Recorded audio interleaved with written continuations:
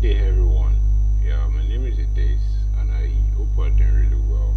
Yeah, Benson Jeremiah Edesiri. So I just translated to Edays. So for simplification. Yeah. So this video I'm going to be watching today. Yeah. So let's watch and let me talk about it as well. Yeah. Thank you. The formative centuries of Christianity, particularly between the 1st and 4th centuries AD. It developed alongside early Christian communities, but diverged significantly from mainstream Christian beliefs. Gnosticism was a syncretic movement, drawing on a variety of religious and philosophical traditions. Jewish apocalyptic thought, Greek Platonic philosophy, and elements from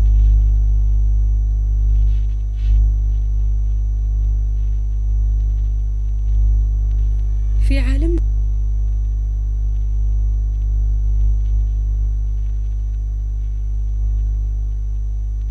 Adipec is where in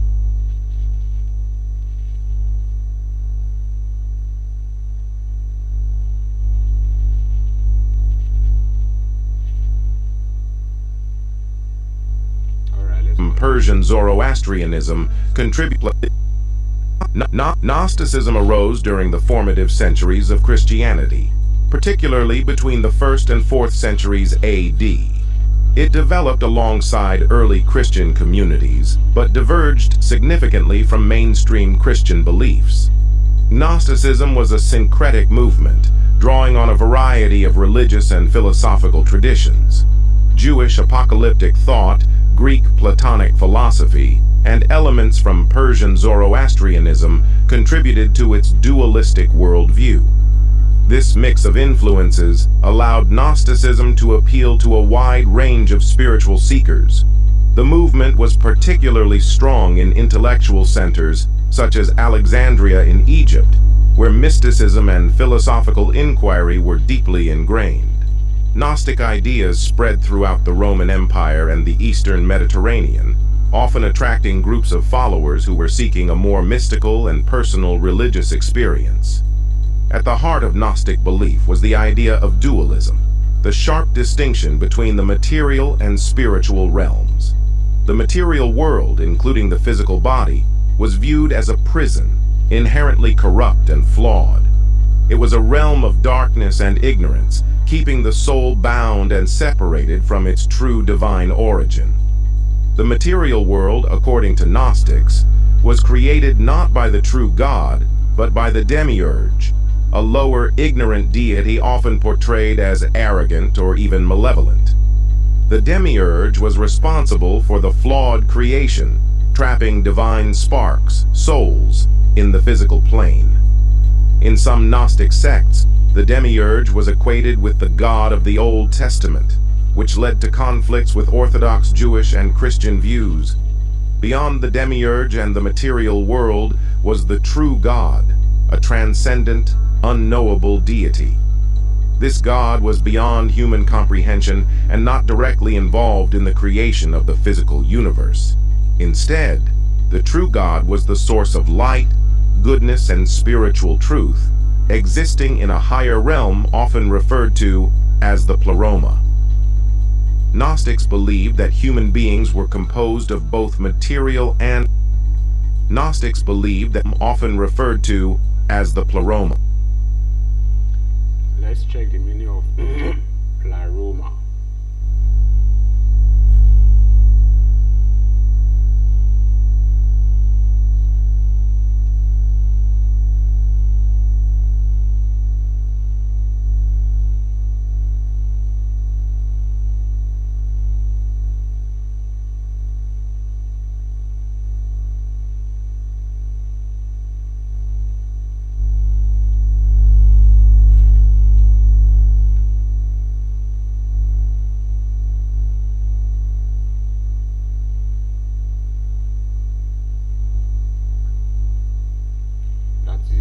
When someone is full of goodness, you understand?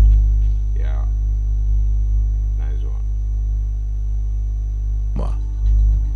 Gnostics believed that human beings were to as the spiritual truth, existing in a high. So I we saw something earlier in this video when they said the ultimate God is not involved in like the creation of the material world. You get what I'm trying to say? So basically now good. The Gnostic is now like taking like the Bible whole now. That is what I'm trying to say, is that the ultimate God who created both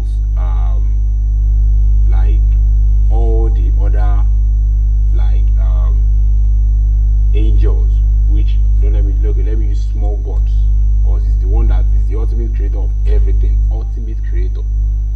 That is like God created man, and me I created it. God created me, and I created this computer. So this computer is like human. Me, I'm like the small God, and the big God is the one that created me. So indirectly, it's the big God that gave me the knowledge that I now let me create a computer. So if I now created this computer, the computer is now doing something that is bad. God as the ultimate now is now, because we are in his consciousness. If this computer continues to be good, you understand, he is already like emitting the goodness of God. So now, regardless of me being the creator of this computer, if this computer keeps doing good, if I tell this computer, yeah, do something bad, and the computer, because the computer is like, it has the consciousness of God, because God gave me consciousness, so I put it into this computer. That means the computer is conscious. So if I do this computer, yeah, do bad, and the computer is refusing to do something that is bad, and it keeps doing good, that means the computer is in line with the ultimate God. God must not be the one to put all the code together, and because he knows when he can just create somebody that will do it. Just like the way we are creating AIs to make our exploration easier, to make things easier for ourselves. You get what I'm trying to say? So now they now talked about like God, the ultimate God, not being the creator of the material world. That is, the creator is now under another God. Just like when I created this computer, and I told this computer will see me as God automatically, because I'm the creator. You understand? Now we can now see the difference between the creator and God. If you want to use creator with God, you can use God as ultimate creator. When we just want to say creator, that is someone who just creates this thing, but there's someone else who created him as well. I don't get what I'm trying to say. So I have like seen some teachings about the Gnostic teaching that talked about like talking against the God of the religious texts. So it's just like this God that created this computer, like wants like this computer to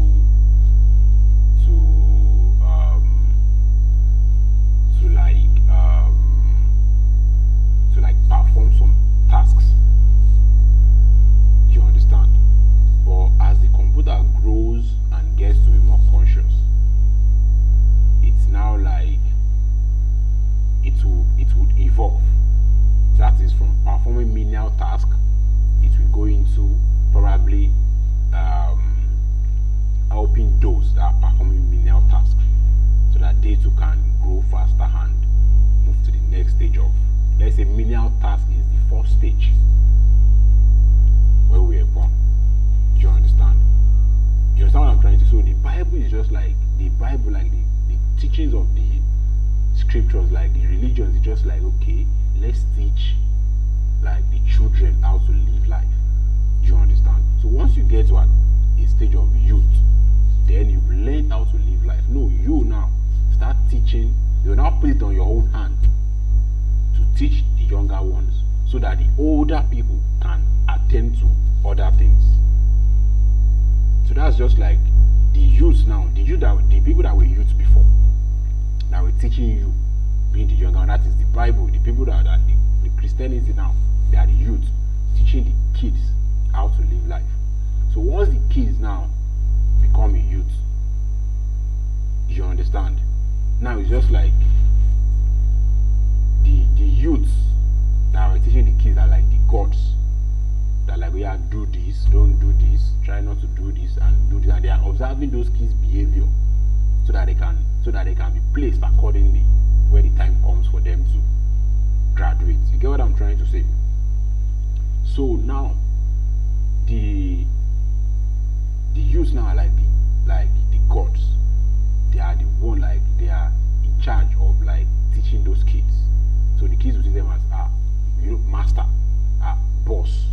You understand? So I'm just saying those things in terms of our interaction, our human relationship. You understand? So, but that is basically like the connection.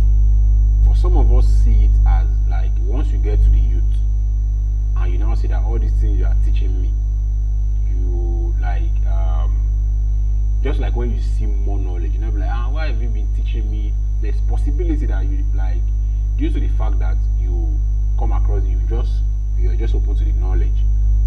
Depends on the kind of trait that we have. You understand? Some people digest it slowly and assimilate, but some people, they immediately they get overwhelmed. You understand? So they can be like, they will now call all those youths that were teaching them as children, that why were you lying to me? They kind of complain till they get to now digest it, because eventually you will digest it and move to the next stage accordingly. You understand? That is the aspect of that is where duality ends.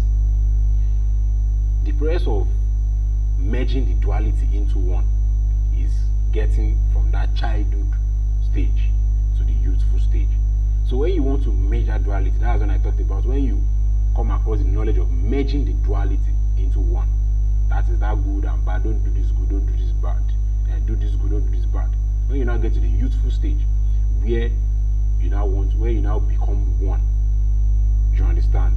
That's why I say some people digest it gradually and move to the next stage. Why some people they be like, why are you telling me this is good and this is bad? When this bad things, some people do it for a good reason. When these good things, some people actually have bad intentions. You get what I'm trying to say? And the main important day is that is you reflecting the good of God, is that you making sure you do something good for a good reason, and make sure you like enlighten those that appear to be doing something bad, because you observe bad, so that you can enlighten them, so that they can become better version of themselves and become good. You get what I'm trying to say? That is the basic teaching. So now this thing is now like the kids stage is like seeing God as being outside of yourself.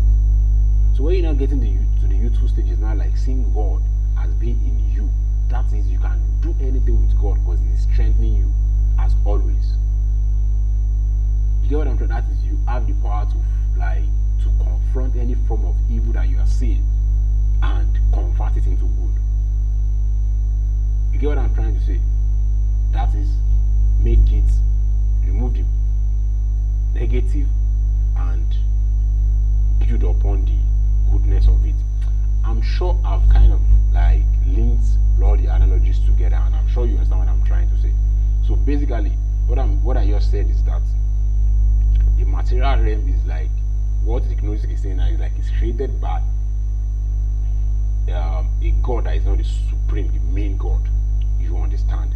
So I'm now letting you know that this material world is created so that the world can be shaped. You understand? To teach people how to shape materials, so that when they get to the stage where they will start be the one to create, so they can create good materials for the physical world as well. You understand what I'm trying to say? So it's just like God created man, man is building the house. You get what I'm trying to say? So now when it gets to a stage, the house is like to graduate to be a man and will start creating buildings as well. So that is like a so when they talk about the Gnosis talked about it in a kind of aggressive manner because the like the way so many quotes would say like growth is painful. You get. I wouldn't say I don't believe growth is painful or I believe growth is painful because I believe even like a lot of us do things that some people perceive as painful and like it's just like when I don't know how to put it, when you're putting a lot of hours in working and to you are not doing anything like stressful, but people are seeing you like, oh, this guy is really stressing himself a lot, but you that you're doing it, you are not seeing it as stressful. You get what I'm trying to say? It's just like, for example, what can bring about the stress is that when they tell you are putting long hour and you are trying to put it is being stressful. But when you have that inner drive to do it, so that building that inner drive is that youthful stage. That is not building it. Having built, yes, is that youthful stage. You've already built the inner drive. Building the inner drive is the childhood stage. That is where the aggression of the Gnostic, that is what it means. That is that they tell you as a child, don't do this, try to do this, don't do this. You know what I'm trying to say? The adult, there is perceiving that this thing might be stressful for the kid. But as long as the kid is formless, the trait of the kid is going to come out accordingly as we teach. You get what I'm trying to say? So those that conform to those teachings are going to move in a path, certain path. And those that have totally different traits and not conforming, they are going to have their own path as well. The teacher, that is the youth, they already understand that everyone is not the same. They will all get to the stage where they're going to merge the duality and become one as well. So I think that kind of unifies everything. Let's continue. The material world was the true God, a transcendent, unknowable deity. This God was beyond human comprehension and not directly involved in the creation of the physical universe. Instead, the true God was the source of light, goodness, and spiritual truth, existing in a higher realm often referred to as the pleroma. Gnostics believed that human beings were composed of both material and spiritual elements. The body was part of the corrupt material world, but within each person resided a divine spark, a fragment of the true God. This divine spark was trapped in the body by the demiurge, and it was the task of the individual to awaken this spark and reunite it with the divine realm. The path to liberation for the Gnostics was through Gnosis, esoteric knowledge that revealed the true nature of the universe and the self. Gnosis was not merely intellectual knowledge, but an experiential mystical insight that could awaken the divine spark within. It involved understanding the cosmic forces at play, recognizing one's divine origin, and transcending the illusions of the material world. Ignorance, for the Gnostics, was the root of humanity's suffering. The demiurge had created the material world to keep people in a state of ignorance, unaware of their divine origin. The true God, on the other hand, was the source of knowledge and enlightenment, and Gnosis was the means of breaking free from the demiurge's deception. Unlike mainstream Christianity, which emphasized Jesus as the Son of God and the Redeemer through his death and resurrection, Gnostics saw Jesus primarily as a revealer of divine knowledge. He was an emissary from the higher spiritual realm, sent to impart Gnosis and awaken the divine spark within humanity. His crucifixion and resurrection were often viewed symbolically rather than literally. Upload your Unreal Engine projects to the web and use them on any device, anywhere, anytime. Represent So if we can look at what he just said now, they mentioned that the Gnostic is like they talked about it like their path is through like the self-knowledge and esoteric knowledge. Good. It's just like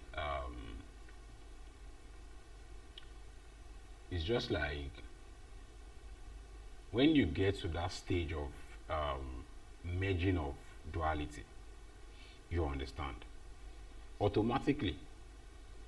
If you are someone who conforms, you understand. Okay, you get the knowledge, you get the knowledge.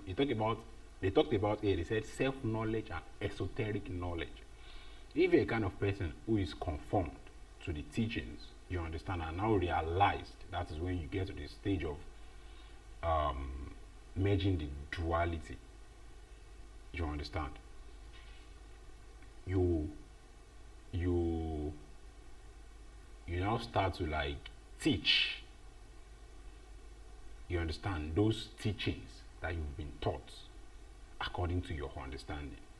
And if you're someone who does not conform, but you strictly follow like your inner guide, that is where they talk about self-knowledge.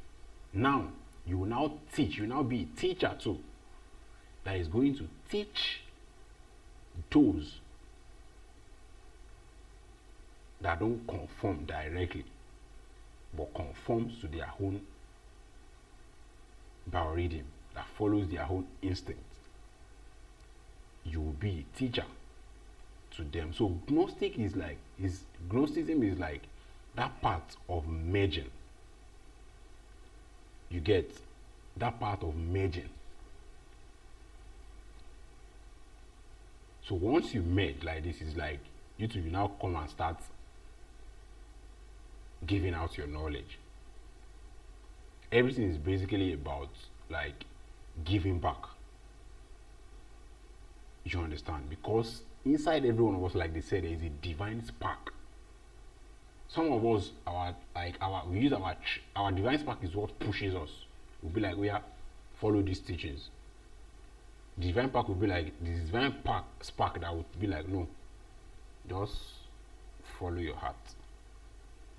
One will be like, follow this place. One will be like, follow this place. I'm not talking in one person, no. A different person will be like, follow the place. And that person will be like, follow this place. That is self-knowledge and esoteric teaching. You get what I'm trying to say? So the esoteric there is just like when you were still kids, a lot of knowledge are open to you.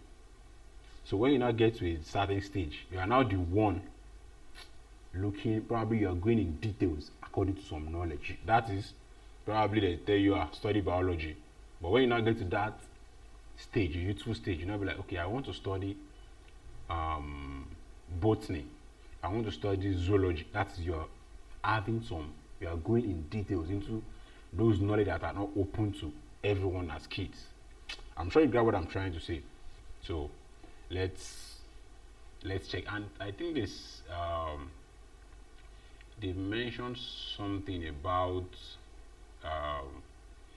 the physical world being kind of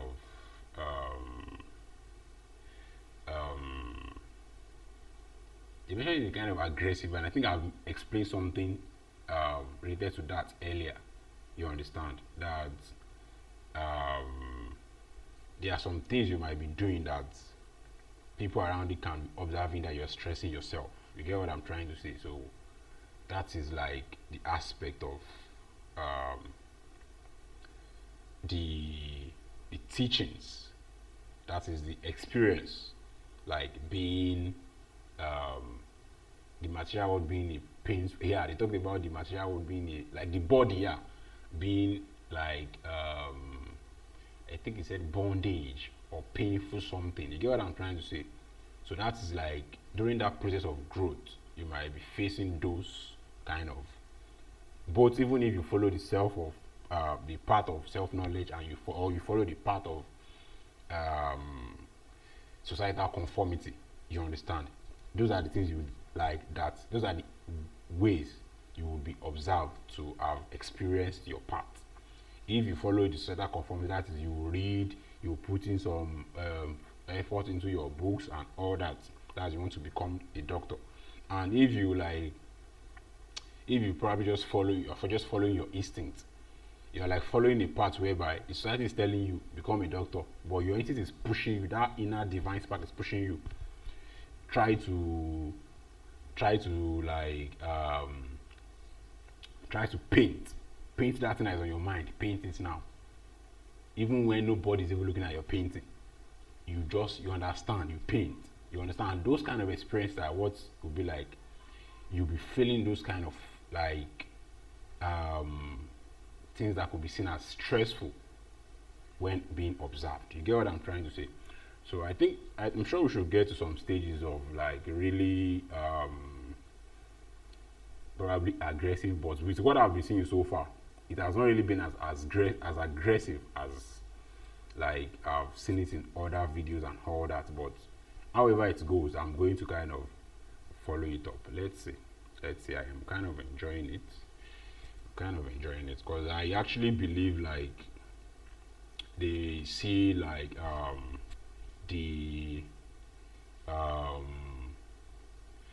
this thing, they see Jesus as someone who is like who is kind of let's say kind of spoiling people, like not making them like not making them kind of take responsibility of their being. I thought that is like the teachings of like the Gnostic, but they actually saw Jesus in a very good light. But they're actually talking about, I think they actually like brought in the aspect of like the other beings in the universe that are evil. That is, they are kind of emphasizing on someone being intentional about like about subduing them. You get what I'm trying to say? I think that is like that is one of the main like focus of Gnosticism. That is, you have to subdue like that aspect that is negative and aggressively negative. You understand? We have to like take charge of, you have to take responsibility of subduing them. You get what I'm trying to say? And they talked about Jesus being like, they're still talking about the divine spark now, like Jesus trying to like teach people the divine way. That is the primary way to live according to the goodness that we are meant to live by. You understand? Let's continue. I'm sure we'll get to those stages as well. The spiritual liberation from the material world rather than the physical redemption of sin. In Gnostic cosmology, one of the most important spiritual figures was Sophia. So they talked about like Jesus teaching people to like not be trapped in this physical realm. That is like, it's just like Jesus is like teaching you that we shouldn't limit ourselves to the physical.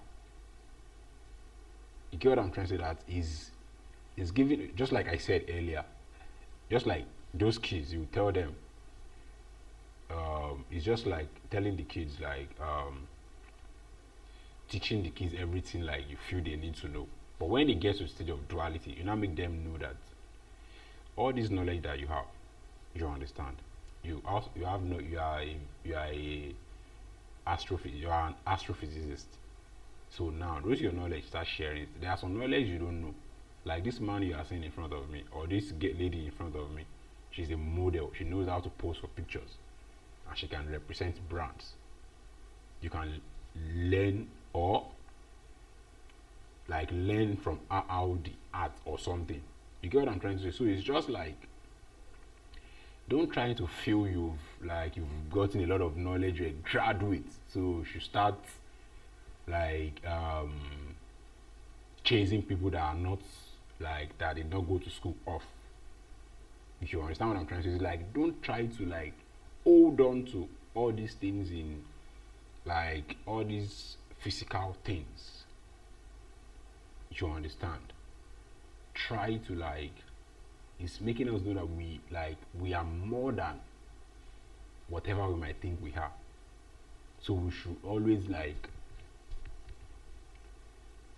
go beyond for good.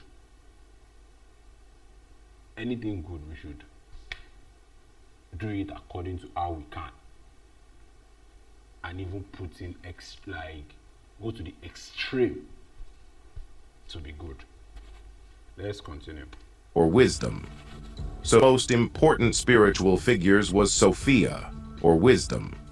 Sophia was often portrayed as a fallen divine being who, in her desire to know the true God, accidentally caused the creation of the material world and the demiurge.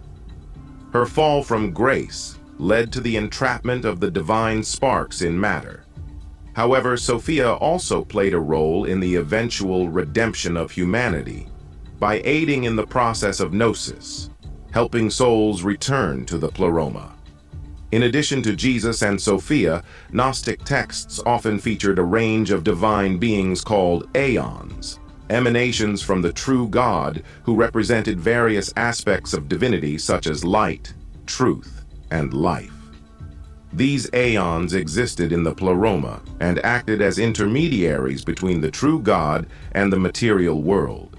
The spiritual realm of the pleroma was the dwelling place of the true God and the divine aeons. It was a realm of fullness, light, and perfection, in contrast to the deficient, corrupt material world. The pleroma represented the ultimate goal of the Gnostic soul, to return to this state of divine unity and knowledge. One of the central myths in Gnostic belief was the story of Sophia's fall.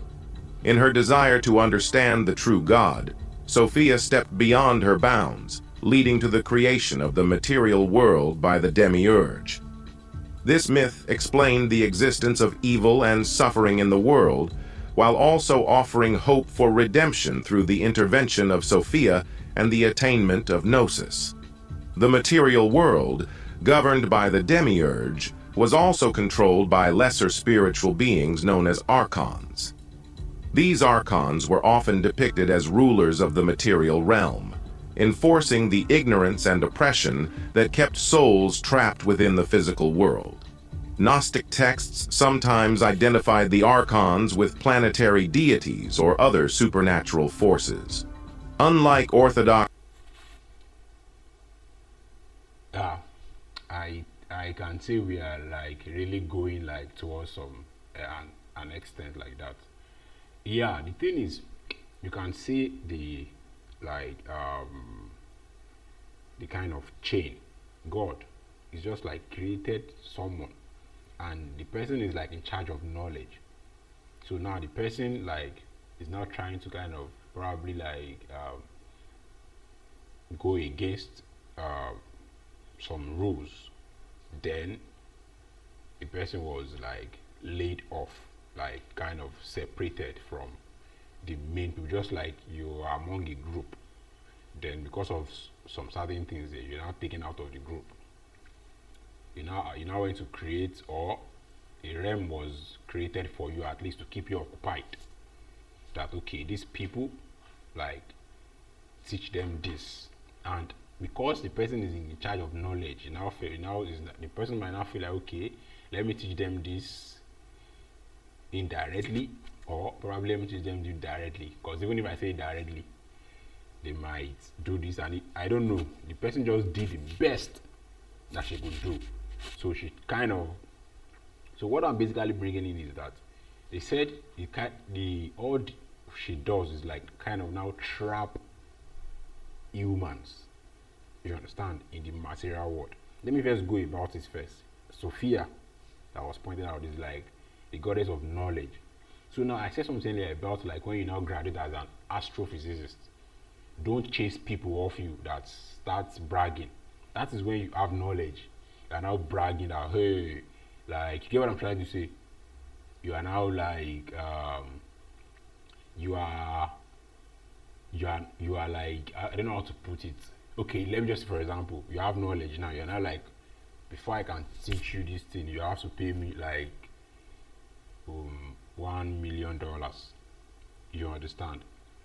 The fact that you are attaching like yourself to a material item strictly, you're already kind of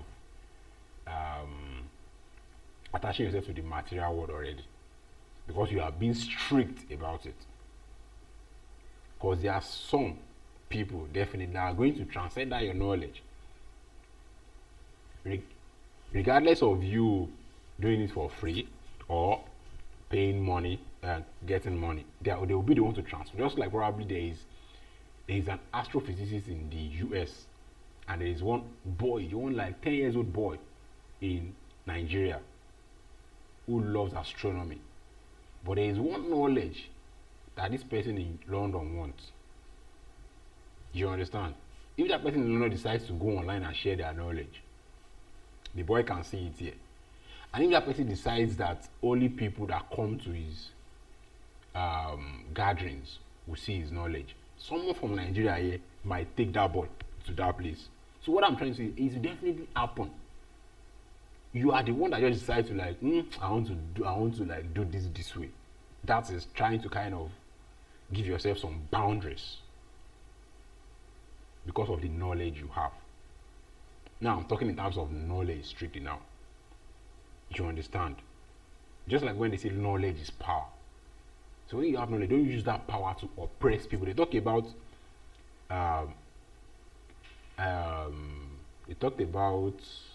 trapping people in depression, and they mentioned some words like that. Trapping people in depression and like trap people in the material realm. It's just like, I've used a good example, like money. You understand? Another one is like, you're only doing good to your family members alone. You're already restricting yourself. So when you are restricting yourself, it's like you're already like trapping yourself. You get what I'm trying to say? When you can love everyone, when you can live freely.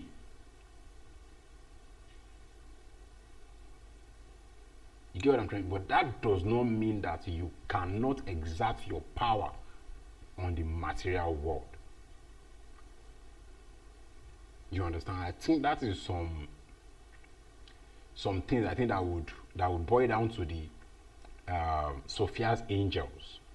That is like, Sophia is making them exert powers on the material realm. The way Sophia is exerting power on the material realm is now making those people exert power on the people that are living. You understand? So those people that are living now, they have the power as well to exert their power on the material realm the way Sophia has it.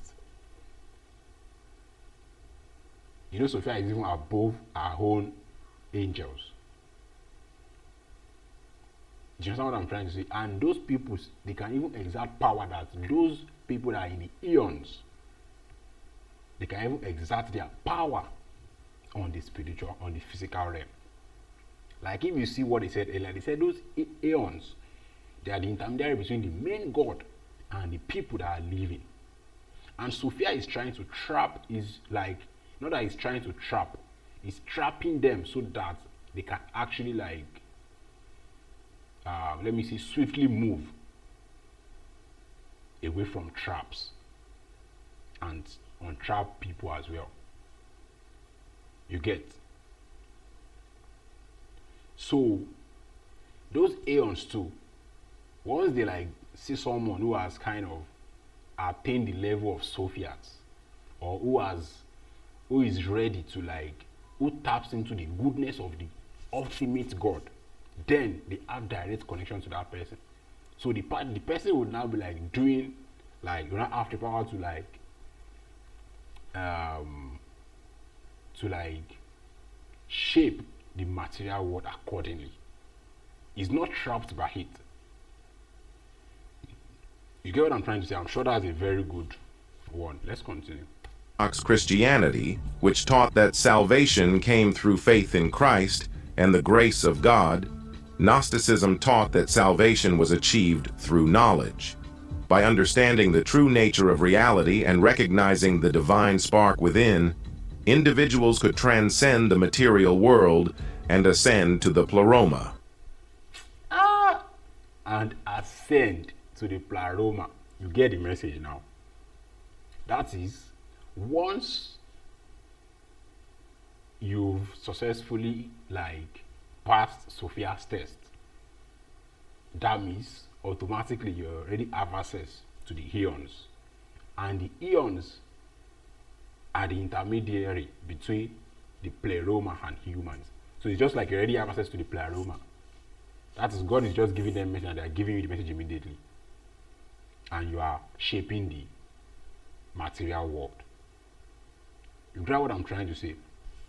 So now he said something that they said the Christianity said through, like, you gain access to the divine through faith in Christ Jesus. They now said, while Gnostics say that you gain access to the pleroma through knowledge. That is, the Gnostics is letting you know that you have to first, not that really first, the person who the shape of this material world is logical. You understand? So you have to express your logic. You understand? To be well grounded so that you can have access to the pleroma. Not that that's why you hear the word believe in yourself. That's why you hear the word taking hold. That is, even when something bad is happening, you are doing something good to counter it, and it's never letting you down. Yeah, it's never getting you down. You are always 10 toes down. I'm going to do this. Not that this thing is, I'm okay. You are not kind of backing down. That's where Christianity comes in, saying that through faith in Christ, that is, Christ has given you the path. So that's which part did Christ give us? Love your neighbor as yourself and love your God. That is, your loving God is doing good every day. Loving your neighbor is do good to everybody. Loving God is every single moment you keep doing the good, because that's what God wants. You understand? It's not that is basically worshiping Christ. And even when you do good to people as well, it's worshiping them. That is, you are doing something good to them. You're adding value to them. You're helping them. That's serving. So we are serving ourselves. So now, the aspect of enchantment again, in terms of Christianity, is just when you are serving Jesus and you are now kind of hating other people. That is, you now, you are the one not practicing Christianity like that. I don't get what I'm trying to say. You are now being trapped now, the material. You're not I will be serving Jesus. You're not you now trap yourself with just Jesus alone. You now hate other people. That is an enchantment again. I don't know if you get the message. So that is the thing that Jesus Christ does not want. That's the thing that kind of slows down our path to the divine. That is what Sophia is trying to make sure we get over. That is, don't get trapped. So Sophia is now telling us all the things that can trap you. You understand? As she exercises that knowledge with you,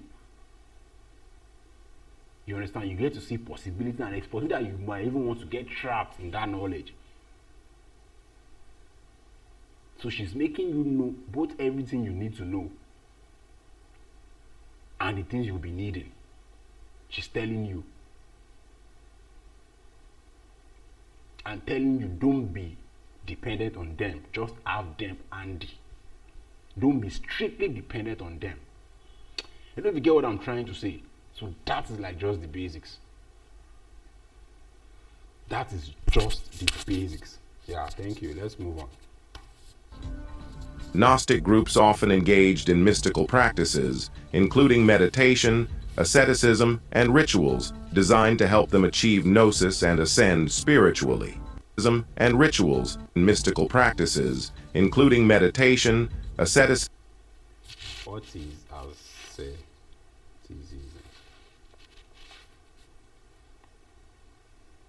asceticism? and rituals, recognizing the divine spark within, individuals could transcend the material world and ascend to the pleroma. Gnostic groups often engaged in mystical practices, including Asceticism. Let's check it.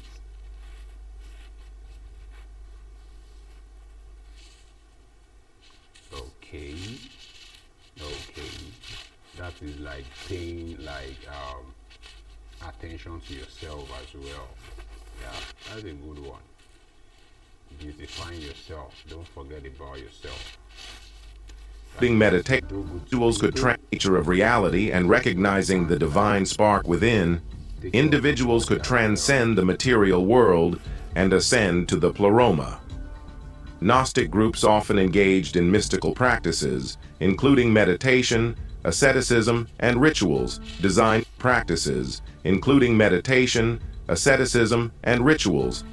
to help them achieve gnosis and ascend spiritually.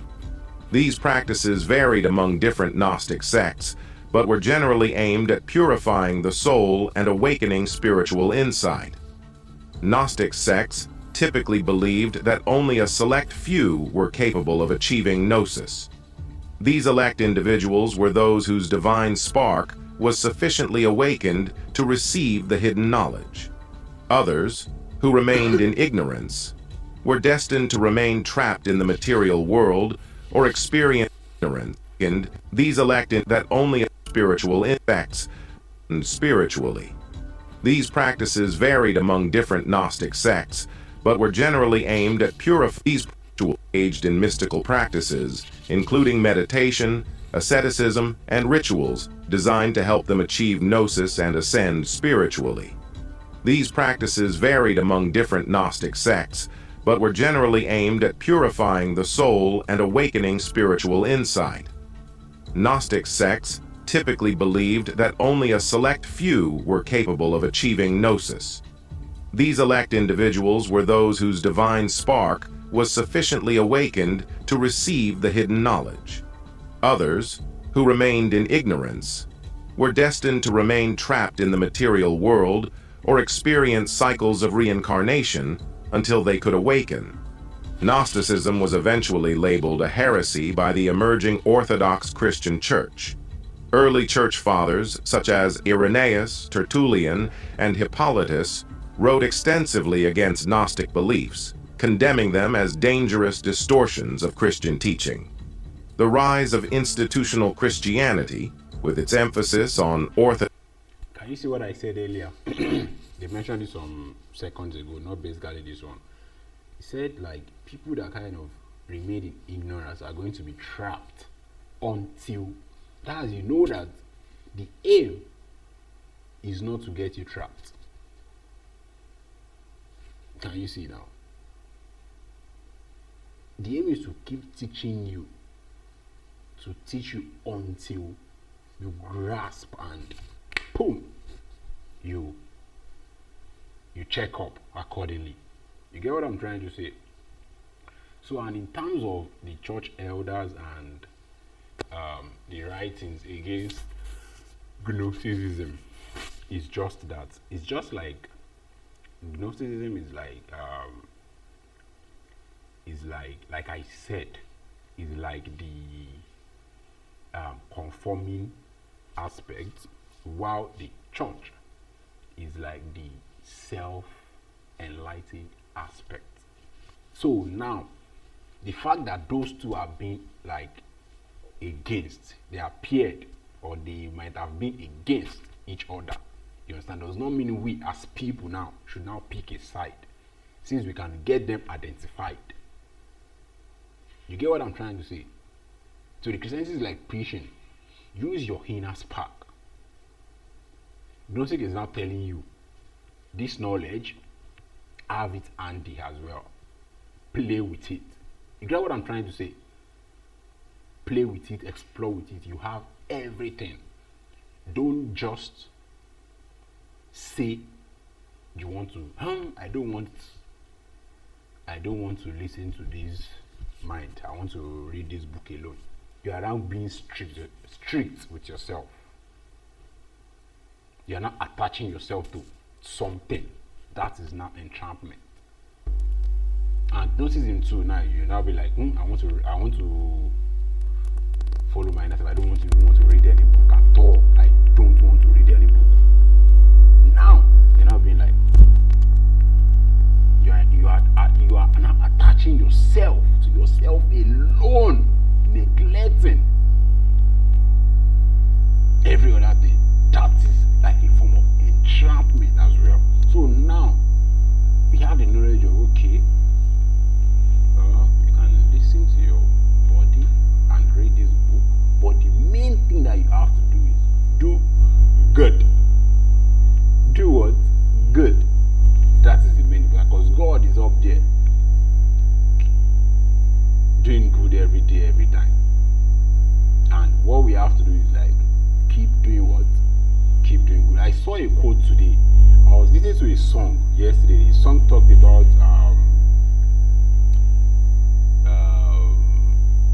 was talking about watches anyway. A rapper was like mentioning like he has Patek and Richard Mille, yeah. So I now went to like search for the picture of those. I went to search for the brands of those watches. So as I was typing Richard Mille, when I typed Richard, it just brought out the name of Richard P. Sir Richard P.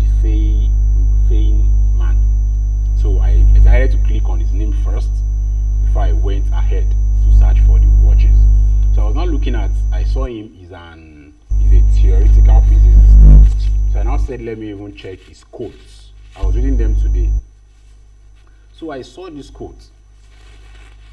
He said, you can know the name of a bird in all the languages of the world, but when you are finished, you will know absolutely nothing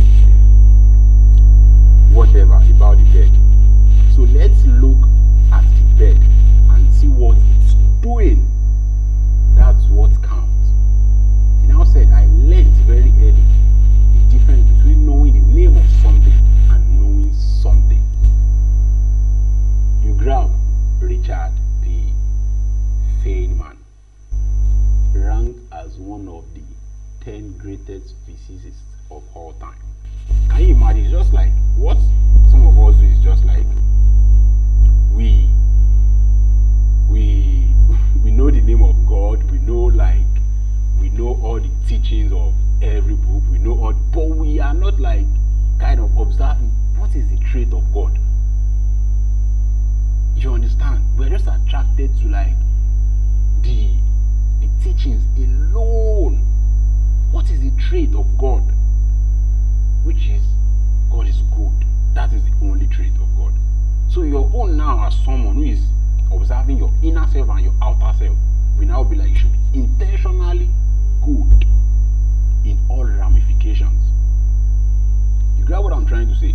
So when I now saw this video today, as I was going through this, I was not like, oh, this is a good quote that I'm going to use. You understand? It's not a matter of like knowing all the knowledge alone. You have to act out and using those knowledge to do good, because God is what? God is good all the time. And that's what Jesus came to tell us. Love your neighbor as yourself and love your God. What does the person beside you need? Love. And if you love God, definitely you keep loving everybody, and you have to keep doing that good every time. It's when you start doing that good that you will start like kind of experiencing those divination, those divine ecstatic things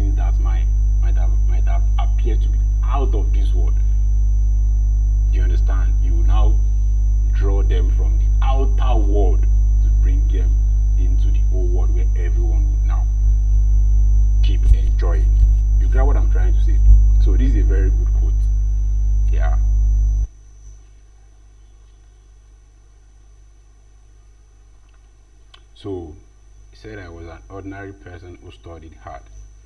So he talked about something as well. He said science is the belief in the ignorance of experts. You get what I'm trying? It's just like you said this person is an expert in this thing. Okay, those things is ignoring.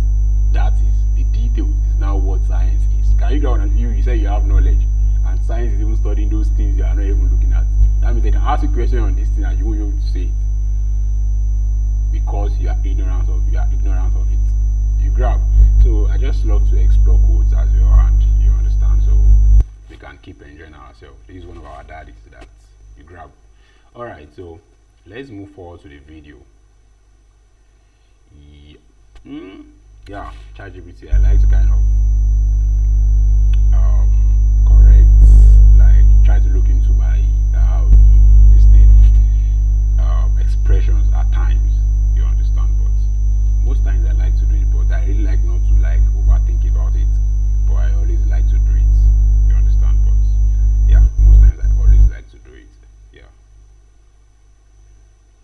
So yeah, I was chatting with a client. Yeah, he wanted to buy a wood. Yeah, so I was trying to like planning a meeting with him today, which is today. Yeah, that was yesterday. And yeah, I was talking about the wood here. I was trying to buy wood. Yeah, I sell building materials. Yeah, so I have knowledge of, you understand, sales. Yeah, that's basically it. And I have a partnership with an organization so in the US. They sell tickets, so I'm into quite a number of things. Yeah, so but basically my family business is the building materials. So and I'm taking it online. That's where this person got my number from and chatted me up, and you get the message. So that's just a YouTube. I'm sure if you have something you're doing and you're not yet online, try to go online. You understand? You can connect people that need you with what they need that you have. So let's keep putting the good out there. You understand? And let's keep enjoying the explorations. All right, let's move forward. Orthodoxy and authority led to the suppression of Gnostic texts and communities. Many Gnostic writings were lost or destroyed by the Church, but some key texts were rediscovered in modern times, most notably in the 1945 discovery of the Nag Hammadi Library in Egypt. Booser has broad experience in complete hotel, office, school, university, hospital, shopping mall. This collection of Gnostic scriptures, including works such as the Gospel of Thomas, the Gospel of Mary, and the Apocryphon of John, has greatly expanded our understanding of Gnostic thought. Although Gnosticism was largely suppressed in the early centuries of Christianity, although Gnosticism has greatly expanded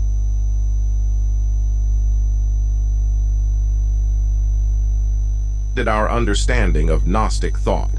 Although Gnosticism was largely suppressed in the early centuries of Christianity, its ideas continued to influence later mystical and esoteric traditions. Elements of Gnostic thought can be seen in medieval Christian mysticism, Renaissance occultism, and modern spiritual movements such as Theosophy and New Age spirituality. Gnosticism was not a monolithic movement, but included a variety of sects with differing beliefs and practices. Some of the most well-known Gnostic groups included the Valentinians, who developed a sophisticated theological system, the Sethians, who emphasized the role of the biblical figure Seth as a Gnostic savior, and the Manichaeans, who blended Gnostic ideas with elements of Zoroastrianism and Christianity. While many Gnostic sects identified with Christianity, others existed outside of the Christian tradition, drawing instead from other religious traditions such as Judaism and Zoroastrianism. These non-Christian Gnostics often shared similar cosmological and theological ideas, particularly the dualistic separation of the material and spiritual worlds. The discovery of the Nag Hammadi Library in 1945 reignited scholarly and popular interest in Gnosticism. These texts provided crucial insight into Gnostic beliefs, many of which had previously only been known through the polemics of their opponents. In modern times, Gnostic ideas have been revived and reinterpreted by various spiritual movements.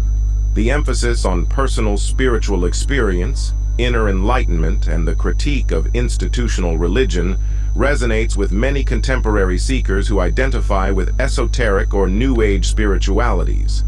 Gnostic themes have had a significant impact on Western literature, art, and philosophy. The concept of hidden knowledge, the critique of materialism, and the tension between the spiritual and material realms have inspired writers, artists, and thinkers throughout history.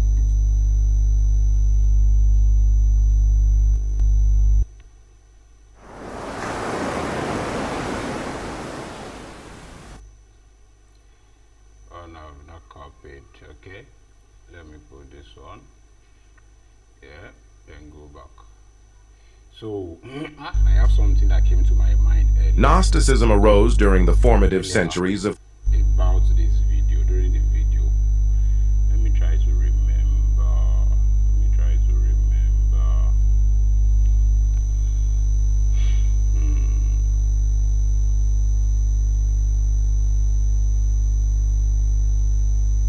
So let me just talk about when they talked about meditation and rituals.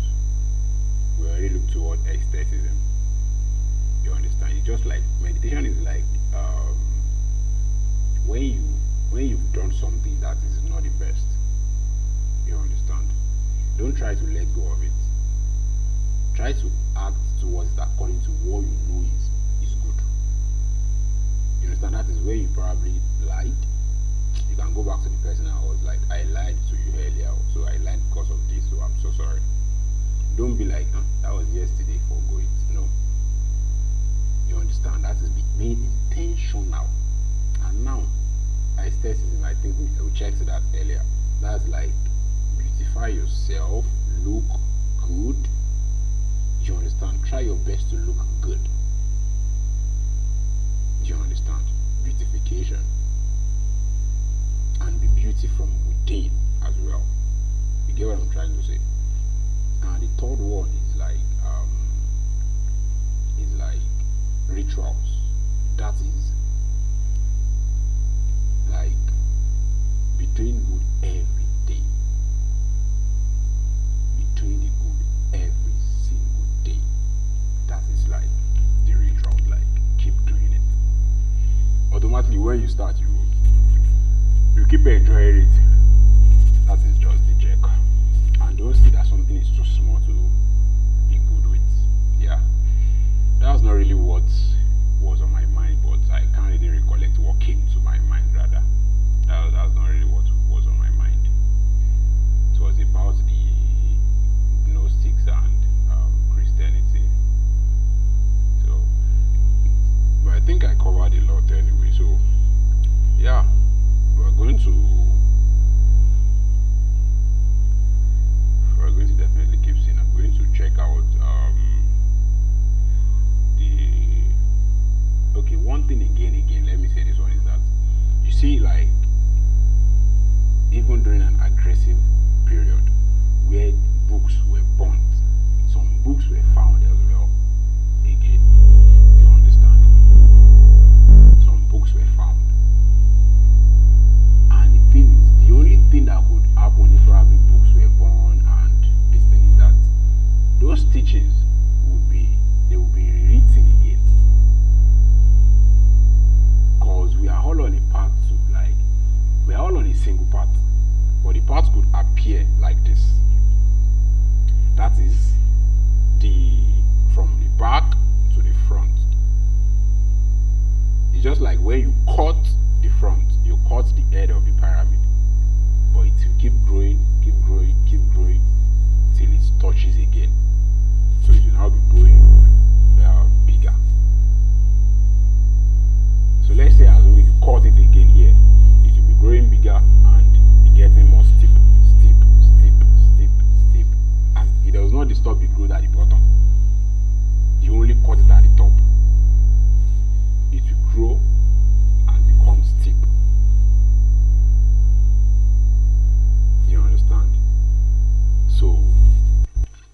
could only think we caught it. It's actually like not something we can alter. You get what I'm trying to say? So that's one of the things again. Yeah, it's just like every one of us, we are all like on the same path. Yeah.